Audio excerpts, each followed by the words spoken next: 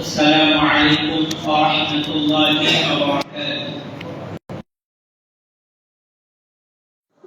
الحمد لله. إن الحمد لله نحمده ونستعينه ونستغفره ونؤمن به ونتوكل عليه ونعوذ بالله من شرور أنفسنا ومن سيئات أعمالنا. من يهده الله فلا مضل له ومن يضلل فلا هادي له. ونشهد أن لا إله إلا الله وحده لا شريك له، وأشهد أن محمدا عبده ورسوله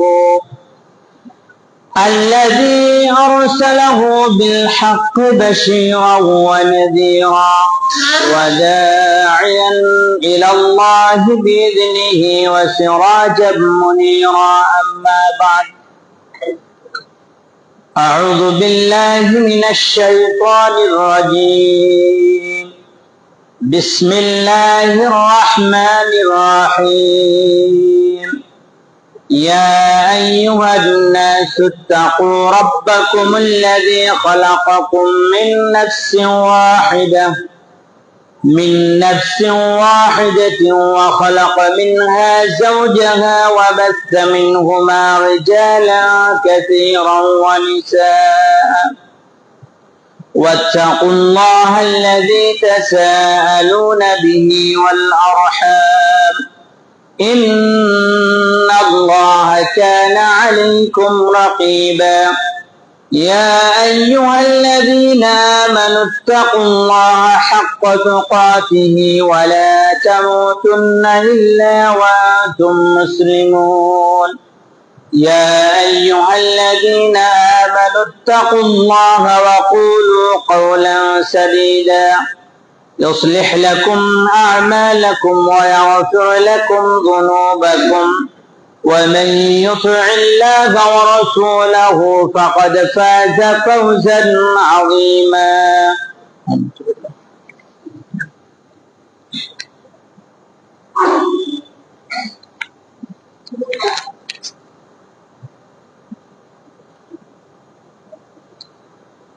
بسم الله والحمد لله والصلاة والسلام على خير رسالة النبي الأكرم.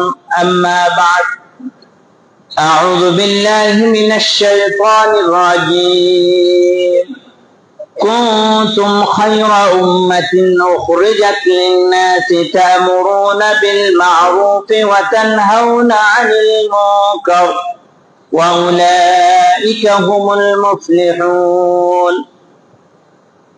عن أبي مالك الأشعري رضي الله تعالى عنه قال: قال النبي صلى الله عليه وسلم: الطهور شطر الإيمان والحمد لله تملأ الميزان وسبحان الله والحمد لله أو تملأ ما بين السماوات والأرض والصلاة نور والصدقة برهان والصبر ضياء والقرآن حجة لك أو عليك كل الناس يغدو فبائع الناس فمعتقها أو موبقها. رواه مسلم. প্রশংসা একমাত্র আল্লাহ সুবহানাহু ওয়া তাআলার জন্য, যে মহান আল্লাহ সুবহানাহু ওয়া তাআলা আমাদেরকে ঐতিহ্যবাহী এই মসজিদে, জামে মসজিদে সমাবেত হওয়ার তৌফিক দান করেছে, সে মহান রবের প্রশংসা করি আলহামদুলিল্লাহ। দরুদ ও সালাম বর্ষিত হোক প্রিয় নবী মুহাম্মদুর রাসূলুল্লাহ, সকলে পড়ি সাল্লাল্লাহু আলাইহি ওয়াসাল্লাম। আজকে সংক্ষিপ্ত ভাবে যুবকদের প্রতি বিশেষ কিছু নাসিহা করব ইনশাআল্লাহ কোরআন এবং সুন্নাহ থেকে। আল্লাহ সুবহানাহু ওয়া তাআলা আমাদের এই জীবনটাকে, এই পৃথিবীর যে আয়ুকাল, যে বয়স রয়েছে, এটাকে তিন ভাগে ভাগ করে শিশুকাল, যৌবনকাল এবং বৃদ্ধকাল। শিশুকাল এমনই একটি অবস্থান, আমাদের এই সময়টিকে এবং এই সময়ের মধ্যে যে সকল অপরাধ সংঘটিত হয় আল্লাহ সুবহানাহু ওয়া তাআলা ক্ষমা করে দেন নিজ ইচ্ছায়। এরপর যৌবনকালটি সবচাইতে গুরুত্বপূর্ণ একটি সময়। এই সময়ের হিসাব আল্লাহ সুবহানাহু ওয়া তাআলার নিকট অধিক বেশি, এবং এই সময়ের ইবাদত এতটাই গুরুত্বপূর্ণ যেটি শিশুকাল এবং বৃদ্ধকালে যেটা করি তার চাইতে অনেক বেশি। আল্লাহ সুবহানাহু ওয়া তাআলা পবিত্র কোরআনুল মাজিদের মধ্যে বলছেন, কুনতুম খায়রা উম্মাতিন উখরিজাত লিন-নাস তা'মুরুনা বিল মা'রুফ ওয়া তানহাউনা আনিল মুনকার। আল্লাহ সুবহানাহু ওয়া তাআলা ইরশাদ করছেন যে তোমাদের মধ্যে এমন একটি দল, এমন একটি জাতি, এমন একটি গোষ্ঠী থাকবে যারা মানুষকে সৎ কাজে, সৎ পথে আহ্বান করবে। ওয়া তানহাউনা আনিল মুনকার, আর অসৎ পথ থেকে বিপদগামী যুবকদের, মানুষদেরকে ওই পথ থেকে ফিরিয়ে নিয়ে আসবে। আর যারা এই দুইটা কাজ করবে, সৎ পথে মানুষকে আহ্বান করবে, অসৎ পথ থেকে মানুষকে বাধা দিবে, অর্থাৎ নাসিহা করবে, উপদেশ দিবে, এরাই হচ্ছে সফল কাম। আল্লাহ সুবহানাহু ওয়া তাআলা পবিত্র কালামুল মাজিদের মধ্যে বলছেন, সূরা জুমারের মধ্যে, কুল ইয়া ইবাদিয়াল্লাযীনা আসরাফু আলা আনফুসিহিম লা তাকনাতু মির রাহমাতিল্লাহ, অর্থাৎ ওই সকল বিপদগামী যুবকদেরকে উদ্দেশ্য করে বলছেন, অর্থাৎ যেই সকল পৃথিবীতে মুসলিম হয়ে জন্মগ্রহণ করে ইসলাম ধর্মের উপর অটল রয়েছে, এদেরকে উদ্দেশ্য করে আল্লাহ সুবহানাহু ওয়া তাআলা বলছেন যে কুল ইয়া ইবাদিয়াল্লাযীনা আসরাফু আলা আনফুসিহিম, যে যারা তোমরা নিজেদের নাফসের উপর জুলুম করেছো, যারা অত্যাচার করেছো, অবিচার করেছো নিজেদের নাফসের উপরে, তোমরা লা তাকনাতু মির রাহমাতিল্লাহ, আল্লাহর ওই রহমত থেকে তোমরা নিরাশ হয়ো না। ইন্নাল্লাহা ইয়াগফিরুয যুনুবা জামিআ, আমরা যেই সকল পাপ যেই বয়সে করি না কেন আল্লাহ রাব্বুল আলামিন ক্ষমা করে দিবেন। ইন্নাহু হুয়াল গফুরুর রহিম, আল্লাহ রাব্বুল আলামিন ক্ষমাশীল, অতি দয়ালু। তবে ওই সময়ের তওবা, ওই সময়ের দান সাদাকা, ওই সময়ের উপদেশ আল্লাহ সুবহানাহু ওয়া তাআলা কবুল করবেন না যখন আমাদের সময়টা একেবারে শেষ প্রান্তে এসে পৌঁছে যাবে।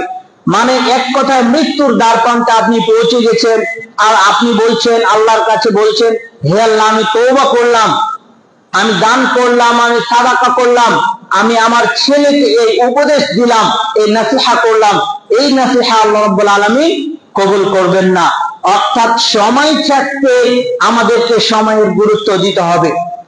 এই আয়াতের তাফসীরে ইবনে আব্বাস রাদিয়াল্লাহু তাআলা আনহু বর্ণনা করেছেন, বুখারীর হাদিস, রাসূল কারীম সাল্লাল্লাহু আলাইহি সাল্লামের যুগে, অর্থাৎ মসজিদের দুইজন ব্যক্তি নবী করিম সাল্লাল্লাহু আলাইহি সাল্লামের নিকট এসে তারা বলল যে, হে আল্লাহর রাসূল সাল্লাল্লাহু আলাইহি সাল্লাম, আপনার এই দাওয়াত সত্য এবং আপনি যে পথে মানুষকে আহ্বান করছেন এই পথটি হলো সত্য, এবং যে বিষয়ে আপনি খবর দিচ্ছেন এই খবরটি হলো উত্তম একটি খবর বা নসিহা, কিন্তু আমরা এত পরিমাণ জিনা করেছি এবং এত পরিমাণ আমরা মানুষকে হত্যা করেছি, আমাদের কি তওবা হবে?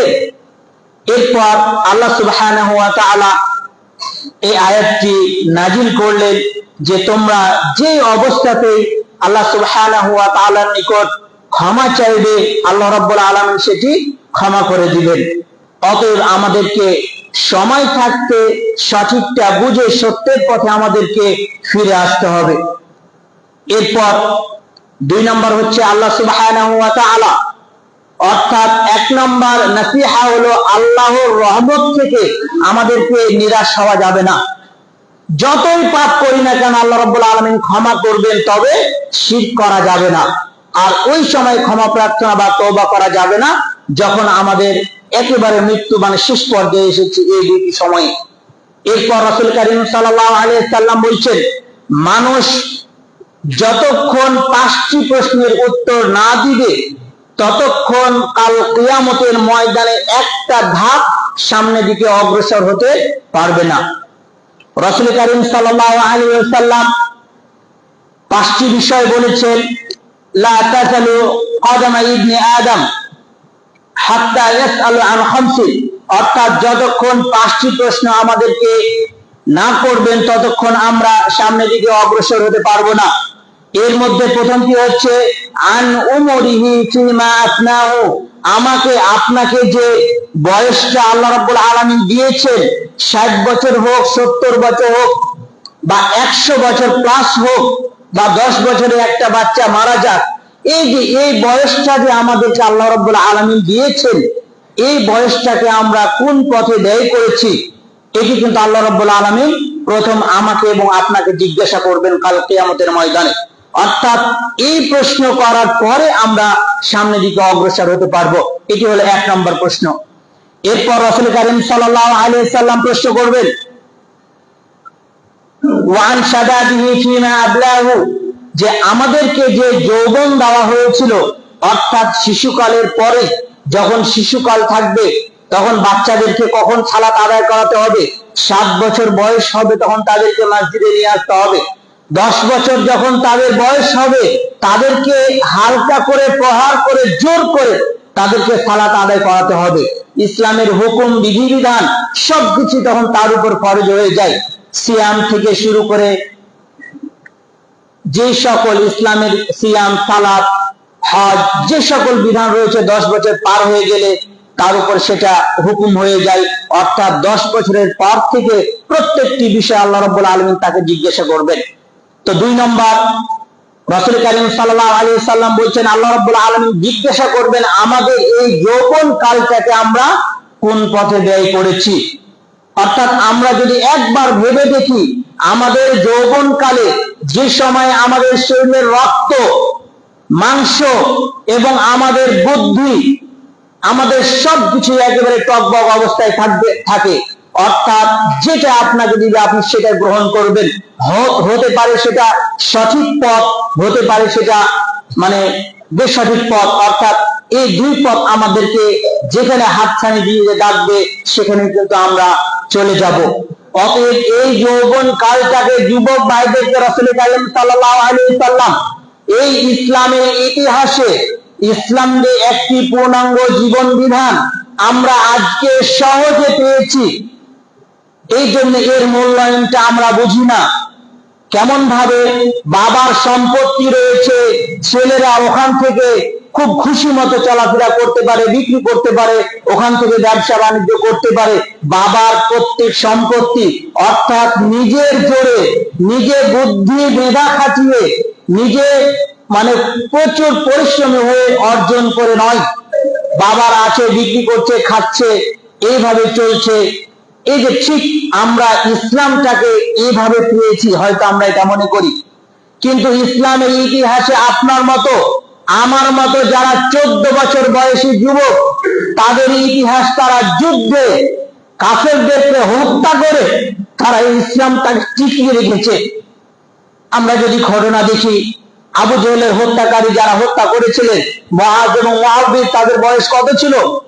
আমরা যদি দেখি ইসলামের ইতিহাসে মদিনাতে যখন ইসলামের রাষ্ট্র কায়েম হয়, তখন যেই 5 জন যুবক এটা দায়িত্ব নিয়েছিলেন তাদের বয়স ছিল কত? উহুদ যুদ্ধে যারা অংশগ্রহণ করেছিলেন যে সকল যুবক, তাদের বয়স কত ছিল? আমরা এগুলো দেখব। এরপর রাসূল কারীম সাল্লাল্লাহু আলাইহি সাল্লাম বলেছেন 3 নাম্বার, যতক্ষণ প্রশ্নের উত্তর আমরা না দিতে পারবো কাল কিয়ামতের ময়দানে আমরা সামনের দিকে অগ্রসর হতে পারবো না।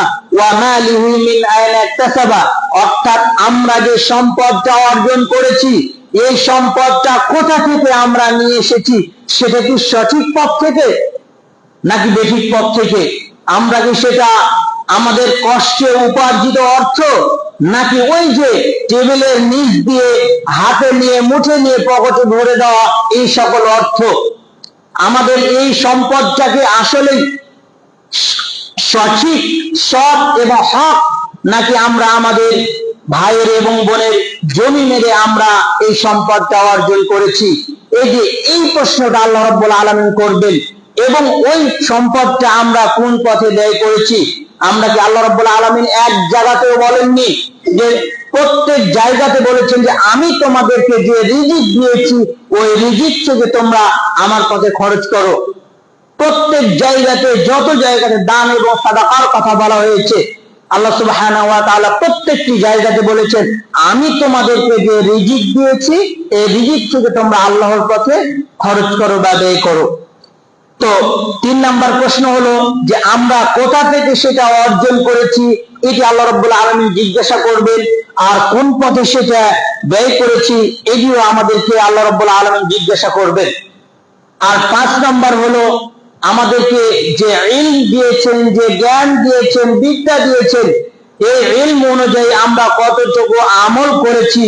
এই 5টি প্রশ্ন আল্লাহ রাব্বুল আলামিন আমাকে আপনাকে জিজ্ঞাসা করবেন। এরপর আমরা সামনের দিকে এক ধাপ আগাতে পারবো।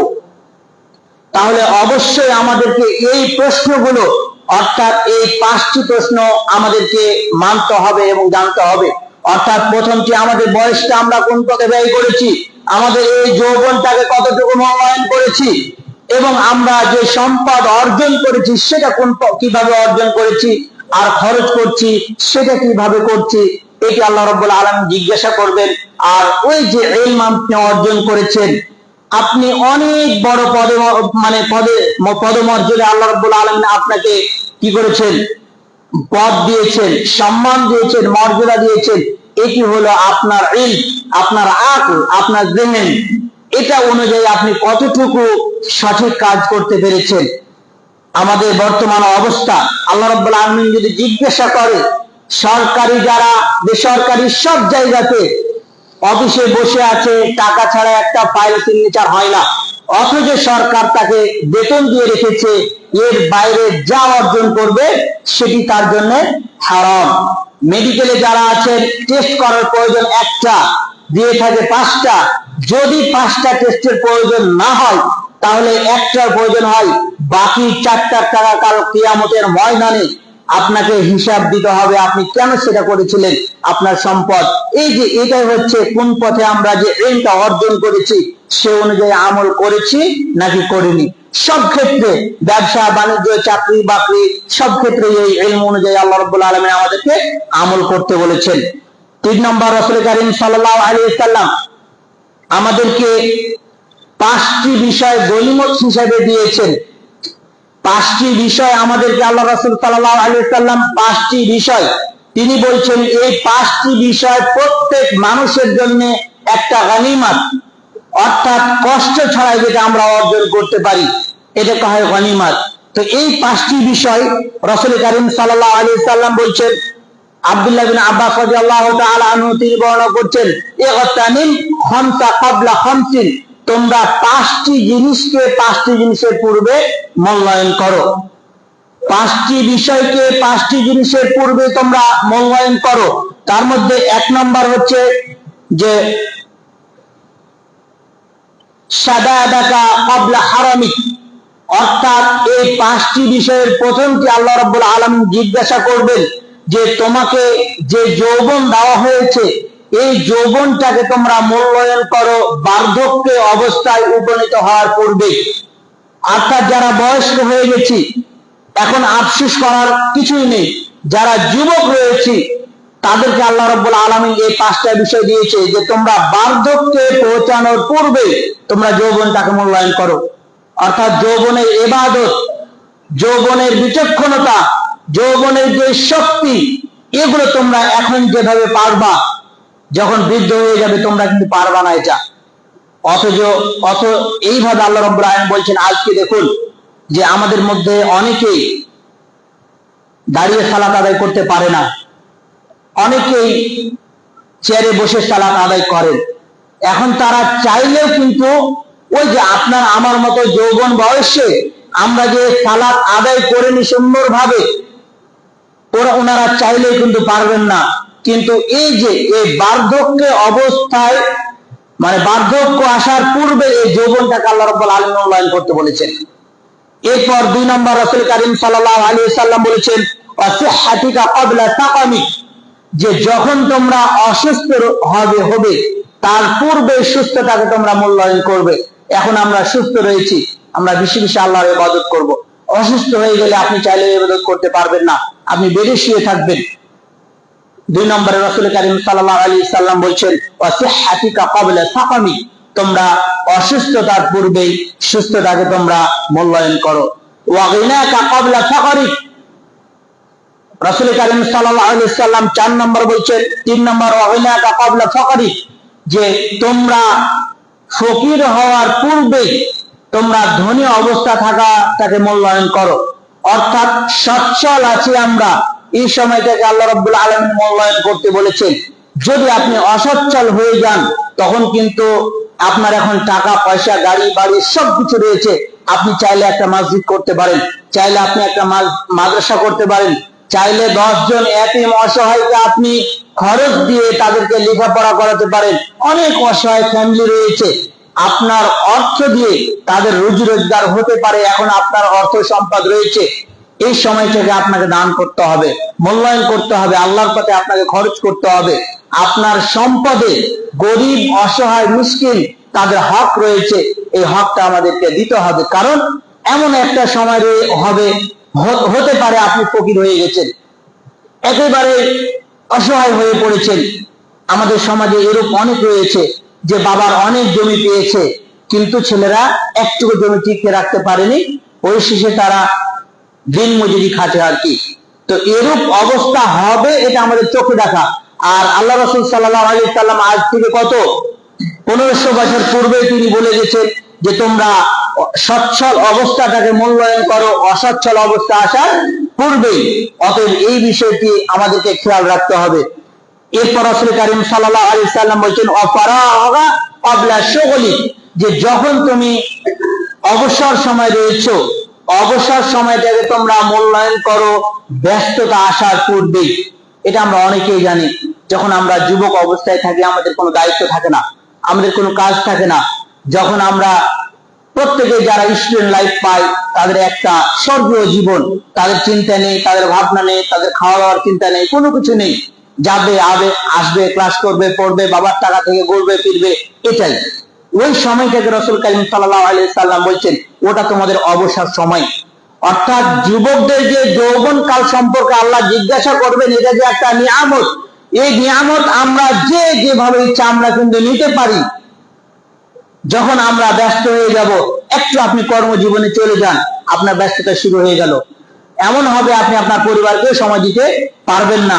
আল্লাহর ইবাদত করতেই হবে, তো আমরা অনেকে করি না, এভাবে আমরা ব্যস্ত হয়ে পড়ব। রাসূল কারীম সাল্লাল্লাহু আলাইহি সাল্লাম বলেছেন ব্যস্ততার পূর্বে অবসর সময়কে তোমরা মূল্যায়ন করো। আমরা কি মনে করি যে এখন তো আমরা কর্মজীবন, যুবক মানুষ, আমাদের সালাত সিয়াম হজ যাকাত এগুলো কি প্রয়োজন? যখন আমাদের বয়স হবে এই মুহূর্তে কেন আমরা গাড়ি ছাড়বো? এখন কেন আমরা টাকনুর উপরে প্যান্ট পরবো? তখন পরবো যখন আমাদের বয়সটা 40 পার হয়ে যাবে, যখন আমাদের 2টা ছেলে মেয়ে হবে। যাদের এই চিন্তাধারা রয়েছে এখান থেকে আমাদেরকে বের হয়ে আসতে হবে। আপনি চাইলে মসজিদ থেকে যেতে পারবেন না, এর আগে আপনার মৃত্যু হতে পারে। বাসা থেকে ভালো বের হয়েছেন, লাশ হয়ে বাসায় ফিরছে, এগুলো তো মিথ্যা নয়, এগুলো সত্য। অতএব আমাদেরকে কি করতে হবে? অবসর সময়টাকে আমাদেরকে মূল্যায়ন করতে হবে। এরপর রাসূল কারীম সাল্লাল্লাহু আলাইহি সাল্লাম বলেছেন ওয়া হায়াতিকা ক্বাবলা মাউতিক, অর্থাৎ মৃত্যুর পূর্বে যে তোমাদেরকে, যে তোমরা যে জীবিত রয়েছো, এটাকে তোমরা মূল্যায়ন করো। অতএব এই 5টা জিনিসকে রাসূল কারীম সাল্লাল্লাহু আলাইহি সাল্লাম বলেছেন এটা তোমাদের জন্য একটা গনিমত, যেটা তোমরা খুব সহজে অর্জন করতে পারবে। অতএব এই 5টা বিষয় আমাদেরকে আমল করার তৌফিক দান করুন, আল্লাহুম্মা আমিন। এরপর আমরা যদি যুবকদের সম্পর্কে আর কিছু কথা না বললেই নয়, যে আমাদেরকে হতে হবে কেমন। আমরা অনেকে হয়তো যুলকিফল আলাইহিস সালাতু ওয়াস সালামের আমরা ঘটনা জানি, আল্লাহ সুবহানাহু ওয়া তাআলা বলেন ওয়া ইসরাঈল ওয়া ইদরিস ওয়া আল কিফল ওয়া কুল্লুম মিনাস সাবিরিন। ইসমাঈল, ইদ্রিস এবং যুলকিফল আলাইহিস সালাতু ওয়াস সালাম তারা ছিলেন ধৈর্যশীল। যুলকিফল আলাইহিস সালাতু ওয়াস সালাম তিনি ছিলেন একেবারে শয়তানের অসুয়াশা থেকে তিনি নিজেকে মুক্ত রাখতেন। তিনি সারা দিন সিয়াম পালন করতেন। যুলকিফল আলাইহিস সালাতু ওয়াস সালামের ঘটনা এইভাবে একেবারে সংক্ষিপ্ত নবীর ঘটনা এবং কোরআনের আয়াতে সূরা তাহাতে আলোচনা করা হয়েছে। যুলকিফল আলাইহিস সালাতু ওয়াস সালাম নবী হওয়ার পূর্বে, তার পূর্বে যে নবী ছিল, যখন তিনি বার্ধক্য হয়ে গেলেন, তখন তিনি বললেন আমি আমার এই রাজ্যে তাকে দায়িত্ব দিতে যাই যার তিনটা গুণ থাকবে। প্রথম গুণ, তিনি সারা রাত আল্লাহর ইবাদতে কাটাবে, অর্থাৎ সারা রাত নয়, রাতের কিছু অংশ আল্লাহর ইবাদতে কাটাবে। এরপর দিনে তিনি সিয়াম পালন করবেন, আর কখনো তিনি রাগান্বিত হবেন না, ধৈর্য ধারণ করবে। এই তিনটা গুণ যার থাকবে তাকে আমি দায়িত্ব দিব। যখন তাকে দায়িত্ব দেওয়া হলো, এরপর শয়তান আর মেনে নিতে পারলো না যে এই জীর্ণ শীর্ণ একজন গরিব লোককে এ রাজ্যের দায়িত্ব দেওয়া হবে, এটা কোনো মতে মেনে নেওয়া যাবে না। শয়তান এবং শয়তানের যেটা লিডার, আমরা অনেকে জানি শয়তানের এরকম আমাদের মতো নয়, শয়তানের কিছু সঙ্গভঙ্গ রয়েছে, আর শয়তানের কিন্তু একজন লিডার রয়েছে। তারা প্রত্যেকে যে যে কাজগুলো করে শয়তানি করে, মানুষকে ধোঁকা দেয়, স্বামী স্ত্রীর মধ্যে বিদ্বেষ ঘটায়, এগুলো করার পরে শয়তানের লিডারের কাছে যে বলতে থাকে আমরা এটা এটা করেছি। তো এরকম ভাবে শয়তানের লিডার বলছে যুলকিফল আলাইহিস সালাতু ওয়াস সালাম যে কোনো মূল্যে তাকে আল্লাহর পথ থেকে বিপদগামী করতে হবে। এরপর কি করলেন? এরপর শয়তান তার সঙ্গভঙ্গকে বলছে চলো আমরা যাই। তখন বলছেন না, আমরা আপনার পূর্বেই সাহেব লিডারের পূর্বে তার কাছে গেছিল তাকে বিপদগামী করার জন্য, কিন্তু পারেনি। তখন শয়তান লিডার বলছে আমি তাকে বিপথে নিয়ে আসবো, আমি তাকে তার ধৈর্যের আমি পরীক্ষা নিব। এরপর যুলকিফল আলাইহিস সালাতু ওয়াস সালাম প্রতিদিন তিনি জোহরের পর থেকে নিয়ে আসর পর্যন্ত তিনি ঘুমাতেন। ঘুমিয়ে আছেন, হঠাৎ করে এসে কড়া নাড়াচ্ছে দরজাতে। এরপর সে একটা বৃদ্ধ রূপ ধরে এসেছে। আসার পর যখন কড়া নাড়ালো, গেট খুললো। গেট খোলার পরে সে অনেক ইনিয়ে বিনিয়ে কথা বলছে, আমার প্রতিবেশী আমার সম্পদ মেরে নিয়েছে, খেয়ে নিয়েছে। এরপর যুলকিফল আলাইহিস সালাতু ওয়াস সালাম বললেন যে তুমি যাও, আসরের সালাতের পরে রাজদরবারে তুমি আসো। এরপর বেরিয়ে দেখছে ওই ব্যক্তি আর নাই। প্রথম দিন নাই, দ্বিতীয় দিন আবার এসেছে, বলছে তোমাকে দাঁড়াতে বললাম কেন দাঁড়াওনি? এরপর একটা অজুহাত দিয়েছে। দ্বিতীয় দিন আবার তাকে বসতে বলেছে, আবার চলে গেছে। তৃতীয় দিন ঘরের দরজা বন্ধ করে যুলকিফল আলাইহিস সালাতু ওয়াস সালাম বলছেন যে কেউ দরজা নড়ালে তোমরা দরজাটা গেটটা খুলবে না। এরপর দরজা গেট বন্ধ, দেখছো শয়তান এসে বসে আছে।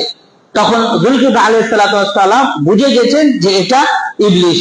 এরপর নিজেই ইবলিস পরিচয় দিল যে আমি চেয়েছিলাম আপনাকে রাগান্বিত করতে, আপনার যে ধৈর্য আছে এই ধৈর্যটাকে ভেঙে দেওয়ার চেষ্টা করেছিলাম, কিন্তু আমি আপনাকে আল্লাহর এই পথ থেকে আমি বিপদগামী করতে পারিনি। এরূপ হতে হবে আমাদের ঈমান, এরূপ হতে হবে আমাদের আমল। আমাদেরকে শয়তানকে ডাকা লাগে না, আমরা শয়তানকে ডেকে নিয়ে পাপ কাজ করি। বর্তমান অবস্থাটা এমনটি হয়েছে। এরপরে রাসূল কারীম সাল্লাল্লাহু আলাইহি ওয়াসাল্লাম 7 শ্রেণীর ব্যক্তিকে আরশে আজিমের নিচে ছায়া দান করবেন, যেদিন আরশে আজিমের ছায়া ছাড়া কোনো ছায়া থাকবে না। রাসূল কারীম সাল্লাল্লাহু আলাইহি ওয়াসাল্লাম বলেছেন সাবআতুন ইযিল্লুহুমুল্লাহু ফি যিল্লিহি ইয়াওমা লা যিল্লা ইল্লা যিল্লাহু ইমামুন আদিলুন ওয়া শাবুন নাশা ফি ইবাদাতিল্লাহ। অর্থাৎ প্রথম ওই ব্যক্তিকে আল্লাহ আরশের ছায়া দান করবে যেদিন সূর্য থাকবে মানুষের আধাত উপরে, মাথার মগজগুলো টকবক করে ফুটতে থাকবে। এমন অবস্থায় আল্লাহ রাব্বুল আলামিন 8 শ্রেণীর ব্যক্তিকে ওই আরশের ছায়ায় স্থান দিবে। তার মধ্যে প্রথম হচ্ছে ইমাম আদিল, অর্থাৎ ন্যায়পরায়ণ শাসক, ন্যায়পরায়ণ চেয়ারম্যান, ন্যায়পরায়ণ মেম্বার, ন্যায়পরায়ণ বড় ভাই, ন্যায়পরায়ণ বাবা, এরাই হচ্ছে ইমামুন আদিল। এদেরকে আল্লাহ রাব্বুল আলামিন যদি ন্যায় নিষ্ঠার সাথে একজন সরকার, রাষ্ট্রপ্রধান, এইভাবে যেভাবে দায়িত্বশীল গুলো রয়েছে তারা যদি নিষ্ঠাবান হতে পারে, এদেরকে আল্লাহ রাব্বুল আলামিন আরশে আজিমের ছায়া দান করবেন। এরপর রাসূল কারীম সাল্লাল্লাহু 7টা বিষয় রয়েছে, কয়েকটা বিষয় নিয়ে কথা বলবো। রাসূল কারীম সাল্লাল্লাহু আলাইহি ওয়াসাল্লাম বলেছেন যে ওয়া শাবুন নাশা ফি ইবাদাতিল্লাহি, অর্থাৎ 2 নম্বর ওই যুবক যে তার যৌবন কালটাকে আল্লাহর ইবাদতে কাটিয়ে দিয়েছেন, যে তার যৌবনটাকে, যৌবন বয়সে আমরা 10 থেকে নিয়ে শুরু করে 35 বছর পর্যন্ত যে যৌবন কাল রয়েছে, এই যৌবন কালটাকে যারা আল্লাহর ইবাদতে কাটিয়ে দিয়েছে অর্থাৎ আল্লাহর ইবাদতে কাটিয়ে দেওয়া মানে পৃথিবী থেকে সে বিমুখ হয়ে যাওয়া নয়। তিনি সব কাজ করবেন, কিন্তু আল্লাহর যে বিধিবিধান হুকুম রয়েছে এগুলো পালন করবেন। এই যুবককে আল্লাহ রাব্বুল আলামিন কাল কিয়ামতের ময়দানে আরশ আজিমের ছায়া দান করবেন। এরপর ওয়া রাজুলুন তাহাব্বান ফিল্লাহি ইজতামা আলাইহি ওয়া তাফাররাকা আলাইহি, ওই যুবক যে তার কারোর সাথে সম্পর্ক বা বন্ধুত্ব স্থাপন করেছে আল্লাহর ভালোবাসার জন্য, আর আবার বন্ধুত্ব ছিন্ন করেছে আল্লাহর ভালোবাসার জন্য। বিষয়টি অনেকটা গুরুত্বপূর্ণ। আমরা একটা কথা বলে যে সঙ্গ দেশে লাভ আসে। একটা কাঁটা যখন আমরা পানিতে চালিয়ে দেবো কাঁটাটা ডুবে যাবে, কিন্তু একটা কাঠের সাথে দেন ওটা কিন্তু আর ডুববে না। আমাদের এই যে সঙ্গ, আমাদের বন্ধুত্ব এমন হয়ে গেছে, যদি আপনার আজকে থেকে যারা এই মসজিদে আমার এই খুতবা শুনছেন তাদেরকে লক্ষ্য করে বলছি যে এই সকল বন্ধুত্ব অবস্থাটা যুবক বয়সে হয়ে থাকে, তাদের সাথে আমরা সম্পর্ক অটুট রাখবো। যারা ইসলামের হুকুম বিধিবিধান আপনাকে নেকির পথে, কল্যাণের পথে আপনাকে আহ্বান করে, এদের সাথে আমরা বন্ধুত্বটা গাঢ় করব। আর তাদের সাথে আজকে থেকে সম্পর্ক ছিন্ন নয়, বন্ধুত্বের যে সম্পর্ক রয়েছে ওটা থেকে আমরা দূরে সরে রাখবো। যারা আমাদেরকে অসৎ পথে আহ্বান করে, যারা আমাদেরকে অন্যায়ের পথে নিয়ে যায়, যারা আমাদেরকে মাদক দ্রব্যের দিকে আমাদেরকে নিয়ে যায়, সালাত হচ্ছে, দুই বন্ধু চলে যাচ্ছে, একজন ডাকছে আসো নামাজ পড়ে যায়, আর বলছে থাক এসারে পড়ে দিব, এরূপ বন্ধু থেকে আমাদেরকে ফিরে আসতে হবে। যদি আমরা এরূপ বন্ধুত্ব থেকে ফিরে আসি তাহলে কাল কিয়ামতের ময়দানে আমাকে এবং আপনাকে আরশের ছায়া দান করবেন। এরপর রাসূল কারীম সাল্লাল্লাহু আলাইহি সাল্লাম বলেছেন ওয়া রাজুলুন দাআতহু ইমরাতুন যাতা হাসাবিন ওয়া জিমালিন ফাকালা ইন্নী আখাফুল্লাহ, অর্থাৎ একজন যুবতী, সে যেমন তেমন যুবতী নয়, সে সম্ভ্রান্ত বংশের একজন যুবতী মেয়ে, সে একজন ছেলেকে, যুবক ছেলেকে ডাকছে আসো তুমি আমার সাথে জিনা করো। তখন ওই পুরুষ বলছে, যুবক ছেলে বলছে ফাকালা ইন্নী আখাফুল্লাহ, এই কথাটা সবার দ্বারাই বের হবে না, এই কি কথা, যেমন তেমন কথা নয়, এই একজন যুবতী মেয়ে। আমরা এখন চেয়ে মেয়েদের সাথে কথা বলতে যাই, আমরা চেয়ে, আমরা ফেসবুক বলি, মেসেঞ্জার বলি, হোয়াটসঅ্যাপ বলি, আমরা চেয়ে যদি আমরা দেখতে পাই মেয়েদের আইডি যুবকদের অবস্থাটা এমন হয়েছে, আমরা আগে হাই হ্যালো পাঠাই, অথচ এই মহিলা তাকে আহ্বান করছে একজন যুবককে যে তুমি আসো আমার সাথে জেনা করো। তখন ওই যুবক বলছে ইন্নী আখাফুল্লাহ, হে মহিলা তুমি আল্লাহকে ভয় করো। যদি এই ভয়টা আমার এবং আপনার মধ্যে থাকে, এই সকল যুবক ভাইরা, এই ভয় আমাদের মধ্যে রাখতে হবে, তাহলে ওই আরশের নিচে আল্লাহ রাব্বুল আলামিন আমাকে আপনাকে ছায়া দিবেন। আরেকটি বিষয় হচ্ছে ওয়া রাজুলুন যাকারাল্লাহু খালিয়ান ফাকাদাত আইনুহু, ওই যুবক বা ওই ব্যক্তি যে আল্লাহর ভয়ে কান্না করে, অর্থাৎ রাত্রে উঠে তাহাজ্জুদের সালাত আদায় করছে, আল্লাহর ভয়ে, জাহান্নামের ভয়ে, আল্লাহর নিকট আমাদেরকে দাঁড়াতে হবে, এই ভয়ে যখন আল্লাহর নিকট সে দুই হাত তুলে প্রার্থনা করে, এই ব্যক্তিকে আল্লাহ রাব্বুল আলামিন কাল কিয়ামতের ময়দানে আরশের ছায়া দান করবেন।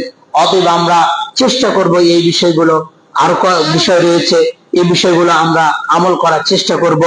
আর আরেকটি বিষয় ওয়া রাজুলুন কালবুন মুআল্লাকুন ফিল মাসাজিদ, যার অন্তরটা মসজিদের সাথে ঝুলে থাকে। আপনি জুমার সালাত আদায় করে গেলেন, আপনি ভাবছেন কখন আসরের সালাত আজান হবে, আমি গিয়ে সালাত আদায় করব। এরূপ যদি অন্তরটা আমাদের মসজিদের সাথে ঝুলে থাকে, তাহলে আমাকে এবং আপনাকে আল্লাহ রাব্বুল আলামিন কাল কিয়ামতের ময়দানে আরশের ছায়া দান করবেন। এরপর রাসূল কারীম সাল্লাল্লাহু আলাইহি ওয়াসাল্লাম আমাদেরকে সর্ব অবস্থায় জিকির এবং আজকারের মধ্যে থাকতে বলেছেন। জিকির এবং আজকার কিভাবে আমরা করব, যে কাজ করি না কেন, যে কর্মের সাথে আমরা জড়িত, আমরা যদি শিক্ষক হই, যখন আমরা ক্লাসে ঢুকবো সালাম দিয়ে ঢুকবো, সালাম দেওয়াটাও কিন্তু একটা ইবাদত। যখন আমরা পড়া শুরু করব বিসমিল্লাহ দিয়ে শুরু করব, এটাও কিন্তু একটা ইবাদত। যে দিন মজুরি রয়েছে, যখন কাজ শুরু করবেন বিসমিল্লাহ দিয়ে শুরু করবেন। এইভাবে আমরা আল্লাহর জিকির এবং আজকারের মধ্যে আমরা থাকতে পারবো। দীর্ঘ হাদিস রাসূল কারীম সাল্লাল্লাহু আলাইহি মালিক আল-আশআরী রাদিয়াল্লাহু তাআলা আনহু তিনি বর্ণনা করছেন যে আলহামদুলিল্লাহ তামলাউল আতুহুর শাতরুল ঈমান, ঈমানটা হচ্ছে পবিত্রতা অর্জন করাটা হচ্ছে ঈমানের অর্ধেক। আলহামদুলিল্লাহ তামলাউল মিজান, আলহামদুলিল্লাহ বলা এটি হচ্ছে নেকির পাল্লাটাকে পূর্ণ করে দিবে। এই জিকির আলহামদুলিল্লাহ বললে আল্লাহ আমাদের মিজানের পাল্লাটাকে ভারী করে দিবেন। সুবহানাল্লাহি ওয়া আলহামদুলিল্লাহি ওয়া তামলাউ মা বাইনাস সামাওয়াতি ওয়াল আরদ। আর কেউ যদি আমরা সুবহানাল্লাহ এবং আলহামদুলিল্লাহ বলি, আকাশ এবং এই জমিনের মধ্যে যে ফাঁকা জায়গাটুকু রয়েছে আল্লাহ রাব্বুল আলামিন বলছেন আমি নেকি দ্বারা পূর্ণ করে দিব। এরপর রাসূল কারীম সাল্লাল্লাহু আলাইহি সাল্লাম বলছেন, রাসূল কারীম সাল্লাল্লাহু আলাইহি সাল্লাম বলছেন আলহামদুলিল্লাহ তামলাউল মিজান ওয়া সুবহানাল্লাহি ওয়া আলহামদুলিল্লাহি আও তামলাউ মা বাইনাস সামাওয়াতি ওয়াল আরদ ওয়াস সালাতু নূরুন, অর্থাৎ সালাত এই যে নামাজ পড়ি এটা হচ্ছে আমাদের পিছন থেকে আলো মারবে। ওয়াস সাদাকাতু বুরহানুন, আমরা যে সাদাকা করছি দান করছি এটি হচ্ছে আমাদের প্রমাণ কাল কিয়ামতের ময়দানে। ওয়াস সাবরু জিয়াউন, আর এই যে ধৈর্য ধারণ করা, আমরা প্রত্যেকটা বিপদ আপদ পরীক্ষা সব জায়গাতে আমরা ধৈর্য ধারণ করি, এই ধৈর্য ধারণ করাটা নবী করিম সাল্লাল্লাহু আলাইহি সাল্লাম বলছেন যে এটা হচ্ছে উত্তম আলো, প্রজ্বলিত উজ্জ্বল আলো, অর্থাৎ এই ধৈর্য ধারণ করাটা। নবী করিম সাল্লাল্লাহু আলাইহি সাল্লাম বলছেন ওই ব্যক্তি বীর যে ব্যক্তি রাগের সময় নিজেকে কন্ট্রোল করতে পারে, যে ব্যক্তি অনেক মানুষকে অনেক কাফেরকে হত্যা করে এসেছে, এই ব্যক্তি প্রকৃত বীর নয়। ওই ব্যক্তি প্রকৃত বীর যিনি কি করেন নিজের রাগকে তিনি কন্ট্রোল করতে পারেন, ধৈর্য ধারণ করতে পারেন। আর এই ধৈর্যের কথা রাসূল কারীম সাল্লাল্লাহু আলাইহি সাল্লাম বলছেন ওয়াসসাবরু বিয়াউন, অর্থাৎ এটি হচ্ছে উজ্জ্বল আলো। আল কোরআন হুজ্জাতুন লাকা ওয়া আলাইকা, আর কোরআন আমার পক্ষে অথবা আমার বিপক্ষে কি করবে? সাক্ষ্য প্রদান করবে। কোরআন আমার পক্ষে অথবা বিপক্ষে সাক্ষ্য প্রদান করবে কাল কিয়ামতের ময়দানে। যদি আমরা কোরআন তেলাওয়াত করি, যখন আমরা জানি যে কোরআন এবং রমজান এই দুইটি বিষয় আমাকে এবং আপনাকে নিয়ে আল্লাহর দরবারে তর্ক বিতর্ক শুরু করে দিবে। কোরআন বলবে যে এই ব্যক্তি আমাকে বারবার পাপ করেছে, অতএব আমার এই সুপারিশটি, মানে এই অবস্থাটা তখন হবে যখন আপনার অপরাধের কারণে আপনাকে যখন জাহান্নামে নিয়ে যাওয়া হবে, তখন যদি আমি আপনি কোরআন তেলাওয়াত করি, এই কোরআন তখন এসে আমার এবং আপনার পাশে দাঁড়াবে। এই যে রমজান মাসের সিয়ামের কথাটাও এসেছে, এই রমজান মাসের সিয়াম আমার এক পাশে এসে দাঁড়াবে এবং তারা বিতর্ক করবে। কোরআন বলবে হে আল্লাহ আপনি আমার সাক্ষ্যটা গ্রহণ করুন, আর সিয়াম বলবে আমার সাক্ষ্যটা গ্রহণ করুন। এরপর আল্লাহ রাব্বুল আলামিন উভয়ের সাক্ষ্য গ্রহণ করে তাকে জান্নাতে দিবেন। অতএব আমরা আল কোরআন হুজ্জাতুল লাকা ওয়া আলাইকা, কোরআন আমার পক্ষে অথবা বিপক্ষে সাক্ষ্য প্রদান করবে। তাহলে কোরআন যদি আমরা তেলাওয়াত করি তাহলে কোরআন আমাদের পক্ষে সাক্ষ্য প্রদান করবে। এরপর বলছেন কুল্লুন নাস ইয়াউযু ফাবাইউন নাস ফামুতুহা ওয়া মুবিকুহা, যে প্রত্যেক মানুষের কাছে, প্রত্যেক মানুষ নিজ নাফসের কাছে ক্রয় বিক্রয়ের মাধ্যমে সকাল করে। এই শেষের অংশে বলছেন আর কিভাবে একজন এভাবে বলে, অন্য হাদিসে এসেছে এভাবে যে একজন ব্যক্তির নিকট দুইজন ফেরেশতা আসে, যিনি ফজরের সালাত আদায় করেন তার নিকট দুইজন ফেরেশতা আসে। ওই ফেরেশতা এসে বলে আল্লাহ তুমি এর বরকত দাও, আল্লাহ তুমি একে ভালো রাখো, মানে এইভাবে তার জন্য ভালো কিছু চাইতে থাকে আল্লাহর দরবারে ওই ফেরেশতা। আর যে ব্যক্তি ফজরের সালাত আদায় করে না, শুয়ে থাকে, ওই ফেরেশতা এসে বলে হে আল্লাহ তুমি একে ধ্বংস করে দাও, হে আল্লাহ তুমি এর রিজিক কমিয়ে দাও, হে আল্লাহ তুমি একে বিপদে ফেলে দাও, এইভাবে কিন্তু বলতে থাকে। আর এই হাদিসে রাসূল কারীম সাল্লাল্লাহু আলাইহি সাল্লাম বলেছেন প্রত্যেক মানুষ নিজ নাফসের মানে নাফসকে নিজের আত্মার কাছে ক্রয় বিক্রয়ের মাধ্যমে সে সকাল করে, এরপর সে হয় ভালো কিছু করে অথবা খারাপ কিছু করে। অতএব আমরা চেষ্টা করব এই সকল উপদেশগুলো, এই সকল নাসিহা এবং কোরআন সুন্নাহ এর আলোকে নিজের জীবন পরিচালনা আমরা করতে পারি। আল্লাহ রাব্বুল আলামিন সেই তৌফিক দান করুন, আল্লাহুম্মা আমিন। শেষ উপদেশ হচ্ছে ইয়া আইয়ুহাল্লাযীনা আমানু ইন্নামাল খামরু ওয়াল মাইসির ওয়াল আনসাব ওয়াল আজলাম, যে আমরা কখনো যুবক এবং বৃদ্ধ যারাই আমরা আছি, আমরা যারা বিড়ি খাই, আমরা যারা সিগারেট খাই, গুল খাই, জর্দা খাই, এখান থেকে আমরা বিরত থাকবো। দীর্ঘ হাদিস রয়েছে যে যদি আমরা এগুলোর সাথে জড়িত থাকি এবং সালাত আদায় করি, আমাদের কিন্তু সালাত কবুল হবে না। এরপর যদি আমরা আল্লাহর কাছে তওবা করি তাহলে আল্লাহ রাব্বুল আলামিন আমাদের তওবা কবুল করবেন। অনেক বড় লম্বা হাদিসের কথাগুলো এসেছে, অবশ্যই তিরমিজি থেকে হাদিসটি এসেছে। অতএব আমরা চেষ্টা করব, এবং আল্লাহ রাব্বুল আলামিন বলছেন যে তোমরা মদ, জুয়া এবং প্রতিমা, অর্থাৎ এই যে হিন্দুরা যে মূর্তি পূজা করে এখান থেকে, আর যে যে হাত থেকে ভাগ্য গণনা করে, এই চারটা কাজ থেকে তোমরা এই চারটা কাজের নিকটবর্তী হবে না, কারণ এগুলো হচ্ছে শয়তানের কাজ। রিজসুম মিন আমালিশ শাইতান, শয়তানের কাজ। আর এই শয়তান কি করেছে? শয়তান রবের সাথে ধোঁকাবাজি করেছে, অতএব শয়তানের সাথে আমাদের বন্ধুত্ব করা যাবে না। আল্লাহ রাব্বুল আলামিন আমাদেরকে এই সকল নসিহতগুলো আমল করার তৌফিক দান করুন, আল্লাহুম্মা আমিন। আল্লাহ সুবহানাহু ওয়া তাআলা আমাদেরকে ঈমান এবং আমলের উপর রাখুন, আল্লাহুম্মা আমিন। আমরা যারা অসুস্থ রয়েছি বা আমাদের মাঝে যারা অসুস্থ রয়েছে, আল্লাহ রাব্বুল আলামিন তাদেরকে শিফায়ে কামিলা আজিলা দান করুন, আল্লাহুম্মা আমিন। আমরা অনেকে অবগত আছি এই মসজিদের সম্মানিত ইমাম শেখ আব্দুল বাসির হাফিজাহুল্লাহ, তিনি অসুস্থ। আমরা তার জন্য দোয়া করি আল্লাহ রাব্বুল আলামিন যেন তাকে পূর্ণ শিফা দান করেন, আল্লাহুম্মা আমিন। আর আমাদের মাঝ থেকে যারা বিদায় নিয়ে চলে গেছে, পরকাল গমন করেছে, তাদের কোনো ভুল ত্রুটি হয়ে থাকলে আমাদের এই দোয়ার বরকতে আল্লাহ রাব্বুল আলামিন তাদেরকে ক্ষমা করে জান্নাতের সর্বোচ্চ স্থান দান করুন, আল্লাহুম্মা আমিন। আমরা যারা সালাত আদায় করি না, 5 ওয়াক্ত সালাত যেন আমরা সময় মতো আদায় করতে পারি, আল্লাহ রাব্বুল আলামিন সে তৌফিক দান করুন, আল্লাহুম্মা আমিন। রব্বানা আতিনা ফিদ দুনিয়া হাসানাতাও ওয়া ফিল আখিরাতি হাসানাতাও ওয়া কিনা আযাবান নার। اللهم إني أعوذ بك من عذاب جهنم وأعوذ بك من عذاب القبر وأعوذ بك من فتنة المسيح الدجال وأعوذ بك من فتنة المحيا والممات. اللهم إني أعوذ بك من المآثم ومن المغرب.